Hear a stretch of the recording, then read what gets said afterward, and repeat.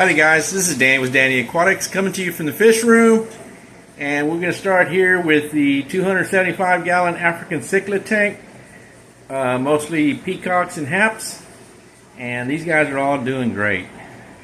Earlier I did a little bit of cleanup. I cleaned up just the the 6 rocks that I have in here. I didn't do the plants that I'd done last week, so it's been about 3 weeks almost since I did the experimental change. I did just one light instead of the 2 big shop lights that I had on there, and it has lessened the amount of algae buildup on the stones. They had a little bit, but I went ahead and took them out and cleaned them up. But it had been over 2 weeks, so they've really doubled, or almost. They've gone almost 3 weeks instead of like every week that I was getting with 2 lights. So I wish I could. I need to get like a 7-foot or just one solid 8-foot light, or do like I did on the 550. I have 3 individual 2-foot lights all the way across, and that seems to work pretty good. But I'd rather have just one light if I could. Alrighty guys, but all in all, these guys are doing well. And let's see what the 330 gallon tank is doing today. And these guys are doing superb also. I think on this tank I did the 2 plants only. I had been getting a lot of brown algae on the back glass. I couldn't really scrub it. It wouldn't scrub off. So I came up with this little deal that I use, and I found it inside actually one of the junk boxes that I had. So let me show you real quick. Right here, this is one of my stir sticks that I use. They're I think 4 foot long. And what I did, I added this piece. It's like I guess a little scraper you can use on your stove. If you have a glass top stove, to scrape off any kind of stuck on food while you were cooking stuff, or for your windshield.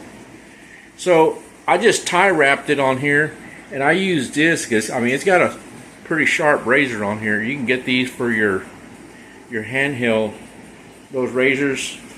Or those, most guys use this edge razor on, let me show you real quick. They go on one of these here. It's the razor blade that comes off of one of these that fits in there. So I use that to scrape the back glass on here, and it would just scrape it off like butter. And so I was able to clean all the back glass really, really nice in here. But all in all these guys are doing swell. All these guys are all doing great in here. I noticed that this thing is sliding down again. This thing, I can never find a power head that will stick to the glass and stay up. And after a while, they start sliding. They just start sliding down, and they lose suction, or I'm not sure why they start.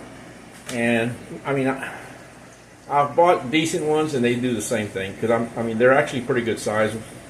I think these things, they churn something like 2,800 gallons per hour, so they're pretty powerful. But I had to do that to this tank, the 550. We'll show you the rest of the tank in a minute. But what I did, I took all the suction cup stuff off the back, and I made a plastic bracket and bolted it to the back, and then around this, where the overflow goes, that 2-inch pipe, I just built a loop that goes over the pipe, and it secures it right there, and it just hangs there. It never moves. It can flop around a little bit, but it ain't going to go up or down anymore. It's going to stay. And I kind of bent it at the angle that I want it. And it's stationary all the time. And the other one on that side, I didn't have nowhere to do. What I did, I drilled 2 little holes on the suction cup and then I tied 2 tie wraps all the way around it and secured it to the other overflow down there, and it's perfect. It stays there great. So let's back up and let's take a look at these guys over here on the 550. And I got a lot of glare. Let me look at this side. Move this ladder a little bit. I was in here earlier cleaning, but these guys are all doing great too. And I did have another fish that got lost in here. It was one of the little bala sharks. I had a total of 4, and one actually died on its own, and I found it by the overflows one day, and I pulled it out of there. And then I only had 3, and those 3 have been in there for a pretty good while. But Paco, my arowana, was very small, and now that he's probably pushing 20 inches long, those guys have not grown fast enough. The last one, about, I would say, 2 to almost 3 months ago, I noticed that one was missing, and he was about 5 inches long already. And apparently, I thought he had jumped out and maybe fell to the back of the tank, and I couldn't. There's no way I can see where he's at back there, and I didn't find him.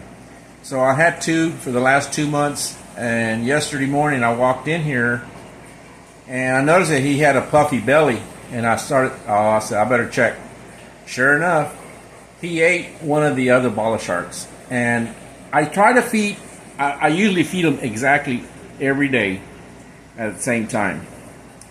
And apparently he didn't have enough to eat, and he ate the little larger one. So he left the smaller one, and he ate the larger one that was about 4.5 inches. The other one is about 3.5 inches long. So I told my wife, I guess he's waiting for the other one to grow up so he can have a bigger meal. But even when that incident happened, when I lost the 3rd one, I tried to retrieve them. I tried to net both of them for about 30 minutes, and I could not catch them. They are so fast. So I said, there's nothing I can do. I would have to drain the whole tank, 500 gallons or 550 gallons down to nothing to be able to catch those 2, because they are so swift.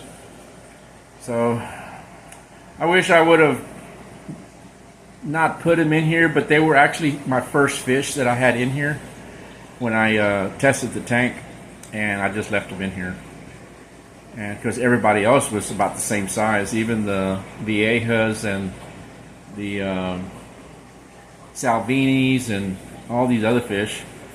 The only ones I'm kind of worried and concerned about are the 5 firemouth.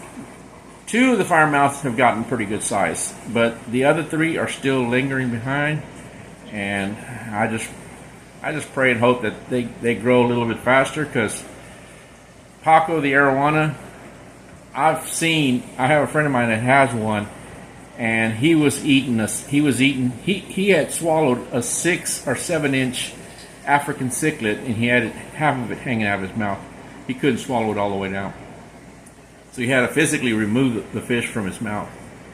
So these guys, if you're not feeding them regularly, they're going to find something to eat if they have other fish in the tank. So they will find something to eat. So you got to be really careful with them. So keep them on a good diet and make sure they're getting plenty, because most of this tank is all an aggressive tank. These guys are just out to eat, so they'll eat each other more likely. So alrighty guys, just a quick update on the fish room and what's going on and what's happened. And I really hate to see my fish die and get eaten, because I really don't have them for that. But this is a very aggressive tank, so I guess I'll live and learn. I won't be putting, I mean, if I had some that were already 6, 8 inches long, I'd probably have no problem. But since they're still so small, I think he considers them just some type of, bait fish, something that he can snack on later when he gets hungry. So I don't know if it's maybe because they're real shiny, the little poor bala sharks. So, alrighty guys, well, y'all have a wonderful and a blessed day, and we'll catch you on another video. Y'all have a good one. Take care. Bye.